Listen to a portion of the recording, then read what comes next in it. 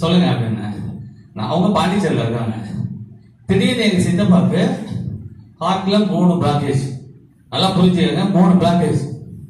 இங்க மெம்பரா நீங்க வந்தாலும் சரி, வரதுக்கு முன்னாடி தயவுசெய்து தெரிஞ்சுக்கங்க, 3 பிளாக்கேஜ் இருக்கு. இமீடியட்டா ஹாஸ்பிட்டல் நாகர்கோயில் கொளச்சல் அப்படிங்கிற கிராமம், நாகர்கோயில் பக்கத்துல இருக்குதான், எனக்கு தெரியாது இருக்கு. அங்க ஹாஸ்பிட்டல் அட்மிட் பண்ணது என்ன சொல்லியிருக்காங்க, 3 பிளாக்கேஜ் வெரி டேஞ்சரஸ், இமீடியட்டா சர்ஜரி பண்ணலன்னா அவர் உயிருக்கு ஆபத்து இருக்குன்னு சொல்லிட்டாங்க. 6 லட்சம் ரூபாய். அவர் ஃபிஷர்மேன், மீன் பிடிக்கிற ஒரு கடல்ல போய் 6 லட்சம் ரூபாய் எங்கேருந்து கிடைக்கும் அவருக்கு? இமீடியட்டா எப்படி கட்ட முடியும்? கட்ட முடியல. ட்ரை பண்ணிருக்காங்க, ஒன் டே முடியல, டிஸ்சார்ஜ் பண்ணி வீட்டுக்கு அனுப்பிச்சிட்டாங்க. வீட்டுல ஒப்பாரி தான், ஃபுல் சொந்தமெல்லாம் சேர்ந்து ஒப்பாரி. இவரு 3 பிளாக் டாக்டர்ஸ் இருக்கு, எங்க பொழைக்க போறாரு அப்படின்ட்டு. அந்த நேரம் பார்த்து அவங்க எனக்கு ஃபோன் பண்ணாங்க. நான் சொன்னேன், இது மெடிசன் கிடையாதுமா, நீங்க இவ்வளவு டேஞ்சர் பொசிஷன்ல நம்ம ப்ராடக்ட் இமீடியட்டா ஒர்க் பண்ணாது. ஆனா நீங்க இது கொடுத்தீங்கன்னா ஒரு 10 நாள் நிச்சயமா உங்க பாடியில் இருக்கிற வேஸ்ட் எல்லாம் ரிமூவ் பண்ணி பிளட் சர்க்குலேஷன் இம்ப்ரூவ் பண்ணி கொடுத்து ஃபங்க்ஷன் பண்ண ஆரம்பிச்சிடும். அதனால இப்ப என்ன செய்யணும்னு சொன்னீங்க, வேற வழி கிடையாது, நீங்க கொடுங்கன்னு கேட்டாங்க. நான் 10,000 ரூபாய் வாங்கிட்டு 4 பாக்ஸ் கொலைச்சலுக்கு நான் தான் அனுப்பிச்சேன். போன் பண்ணி காலையில 3, மத்தியானம் 3, நைட் 3. இது ஒரு 15 டேஸுக்கு ரெகுலரா நீங்க சாப்பிட்டே இருக்கணும், குறைக்க கூடாது, நல்ல தண்ணி குடிங்க அப்படின்னு சொல்லிட்டு கொடுத்தேன். ஆனா இந்த 10 நாளுக்குள்ள ஏதாவது நடந்துச்சுன்னா அதுக்கு நான் பொறுப்பு கிடையாது. இந்த கன்ஃபர்மேஷன்ல இதை உங்களுக்கு நான் கொடுக்குறேன்னு சொன்னேன்.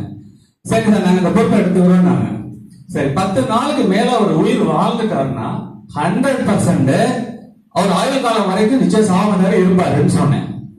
சரி சொல்லிட்டு ரொம்ப சந்தோஷம், உங்க வார்த்தை எங்களுக்கு ரொம்ப ஆதரவு கொடுக்குதுன்னு சொல்லிட்டு இமீடியட்டா நெக்ஸ்ட் டே நான் அடிச்சேன். நெக்ஸ்ட் டே போயிடுச்சு, சாப்பிட ஆரம்பிச்சுட்டாங்க.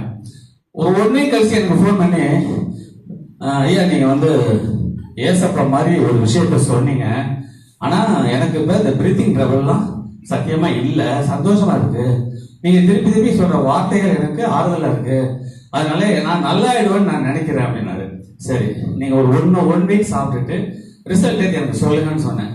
15th டே போய் ரிசல்ட் எடுத்துட்டு டாக்டர் பார்த்துட்ட பிறகு ரிசல்ட் எடுத்து பார்த்துருக்காங்க, கொலஸ்ட்ரால் நார்மல், சுகர் நார்மல், உனக்கு ஒன்னும் பிரச்சனை கிடையாது அப்படின்னு டாக்டர் சொல்லியிருக்காங்க. சரின்னு சொல்லிட்டு சொல்லி முடிச்சிடுறேன்.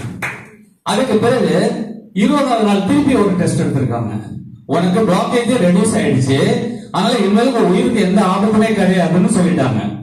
நான் இது அப்படியே எனக்கு ஒரு வீடியோ மாதிரி பண்ணி எனக்கு அனுப்ப முடியுமானா அங்க வீடியோ எடுக்க சரியான ஆட்கள் கிடையாது. அப்புறம் 4 டேஸ்க்கு முன்னாடி ஐயா நான் மீன் பிடிக்க மறுபடியும் கடலுக்கு போறேன்னாரு. கடல் சும்மா ரோட்டு வர கடல் எல்லாம் கிடையாதுங்க, ஆள் கடலுக்கு போகணும். 25வது நாள் அவர் ஆள் கடல்ல மீன் பிடிக்க இன்னைக்கு போய் மீன் பிடிச்சிட்டு இருக்காரு. சோ இந்த தைரியமான ஒரு விஷயத்த 10 நாள் நீங்க உயிரோட இருந்தீங்கன்னா அது பிறகு உங்களை காப்பாற்ற முடியும்னு ஒரு ஆதரவு நான் சொன்ன பாத்தீங்களா. நம்ம ப்ராடக்ட் மேல இருக்கிற அந்த கான்பிடென்ட் நமக்கு இருந்தா மட்டும்தான் அதை சொல்ல முடியும்.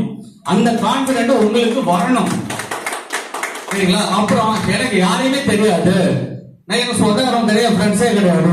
உங்க கல்யாணத்துக்கு மட்டும் 500 பேரை கூப்பிடுவீங்க, ஆனா பக்கத்துல அக்கம் பக்கத்துல பேச மாட்டாங்கன்னு சொல்லுவாங்க.